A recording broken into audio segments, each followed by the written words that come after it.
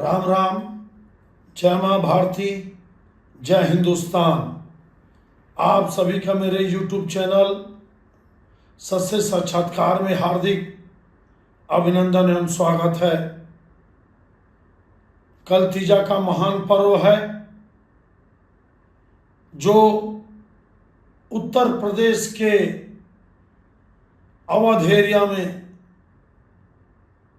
और लगभग अगर पूर्वांचल को छोड़ दें आप तो पूरे उत्तर प्रदेश में, प्रमुख रूप से मध्य प्रदेश में और मध्य छत्तीसगढ़ में भगवान भोलेनाथ के प्रति जो मां पार्वती का तप और तपस्या है, पति के लिए त्योहार मनाया जाता है तीजा पर्व का। और उसके बाद गणपति बप्पा गणेश चतुर्थी का आप सबको ढेरों शुभकामनाएं, बधाई देता हूं। मेरा अंदाजा लगभग सही दिशा की ओर जा रहा है। क्या भूपेश बघेल के जेल जाने के बाद, संभावनाओं पे बात कर रहा हूं मैं, जब सब कुछ हो जाएगा तो फिर बोलने का मतलब ही क्या है? वो तो पूरा देश और प्रदेश जान जाएगा। पहले बताओ आप, तब तो आप सही आकलन करने वाले व्यक्ति माने जाओगे।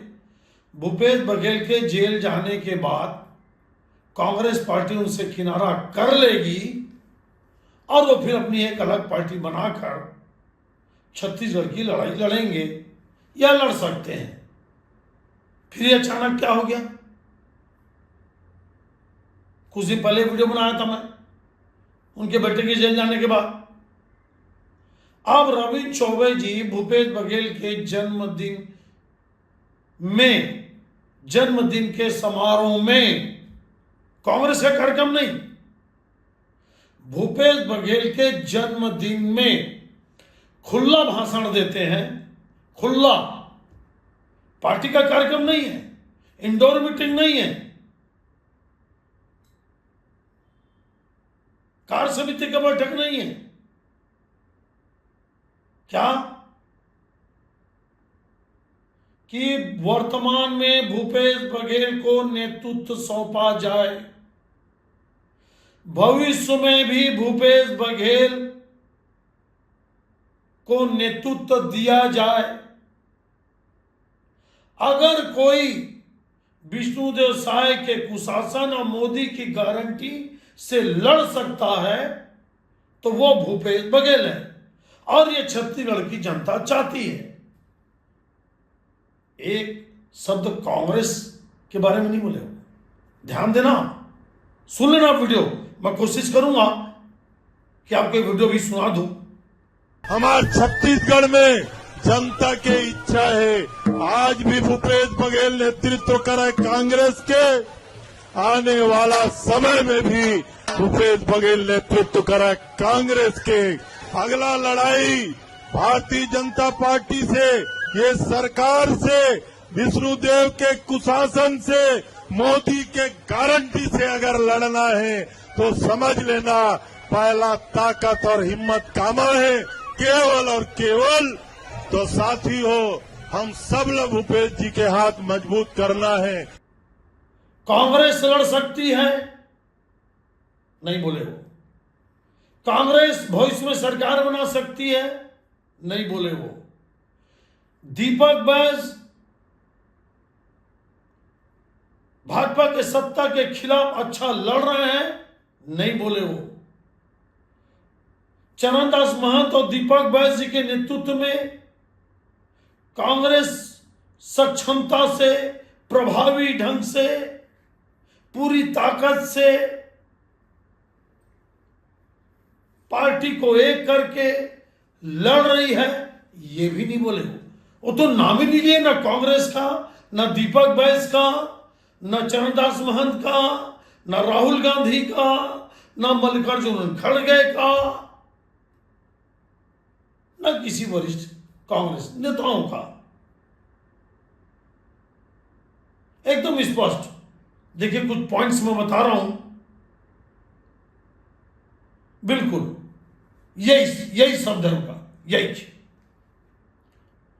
अब तो ये भाषण दे दिए रविंद्र चौबे जी, ये भाषण दिए नहीं है, हो सकता भूपेश बघेल जी दिलवाए हो।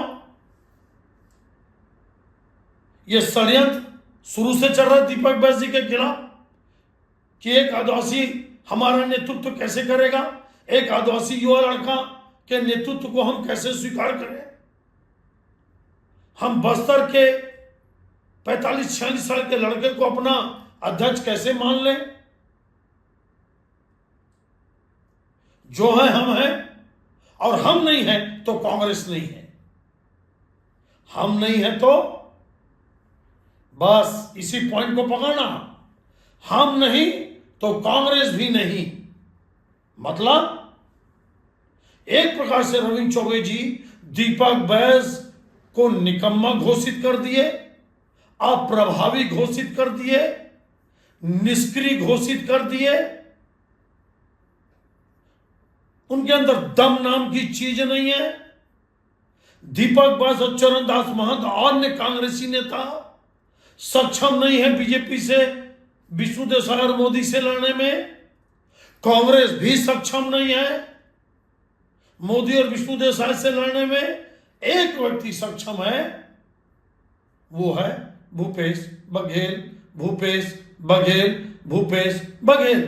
क्यों भाई? 5 साल भूपेश बघेल के मंत्रिमंडल में मंत्री थे, कई विभागों के मंत्री थे, तो नमक तो अदा करना पड़ेगा आदरणीय चौबे जी आपको।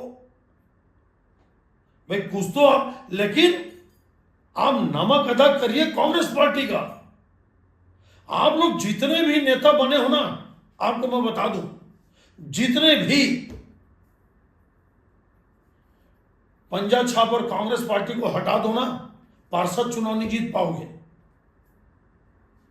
ये मैं सबके लिए बोल रहा हूं। जो बड़ी बड़ी बात करता है, एक बार लड़ लो ना, निर्दलीय लड़ लो।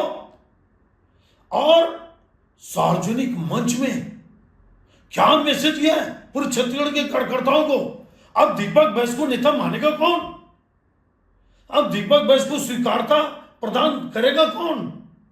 क्या इससे गुटबाजी नहीं बढ़ेगी? क्या इसमें विरोधाभास नहीं बढ़ेगा? क्या दीपक बैस का मनोबल कमजोर नहीं होगा? क्या पार्टी जो अच्छे ट्रैक में चल रही थी, लगातार दीपक बैस की पदयात्रा, धरना, प्रदर्शन, आंदोलन, क्या उस पे एक बट्ठा नहीं बैठेगा? क्या अंदरूनी लड़ाई कांग्रेस में और नहीं बढ़ेगी? क्या है? रविंद्र चौबे जी कांग्रेस के वरिष्ठ नेता है और महाज्ञानी नेता है। अगर उनका बयान है तो उनका निजी बयान है। विचित्र किंतु सत्य। और ये निश्चित रूप से आपको बता दूं मैं। और फिर एक बात और आप सोचना, समझना, नहीं तो मैं आपको बताता हूं। राष्ट्रीय महामंत्री भूपेश बघेल जी और पंजाब के प्रभारी हैं।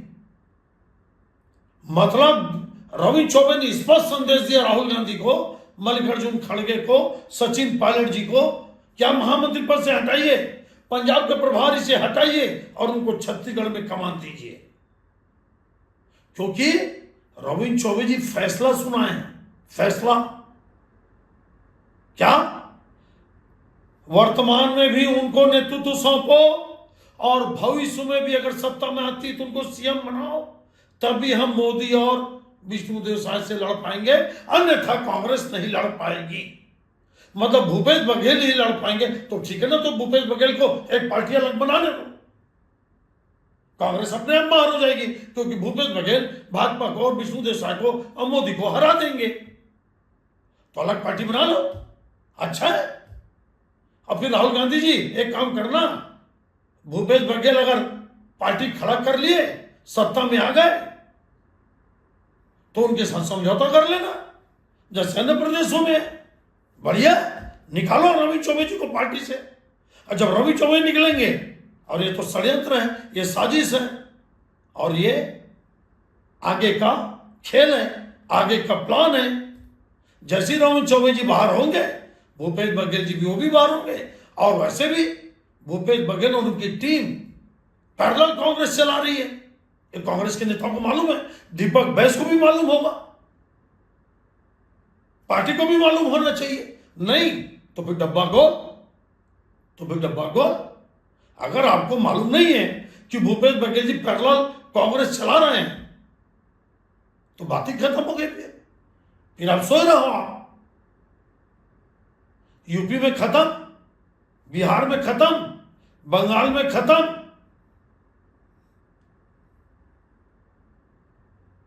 गुजरात में खत्म, उड़ीसा में लगभग खत्म, नॉर्थ ईस्ट में लगभग खत्म,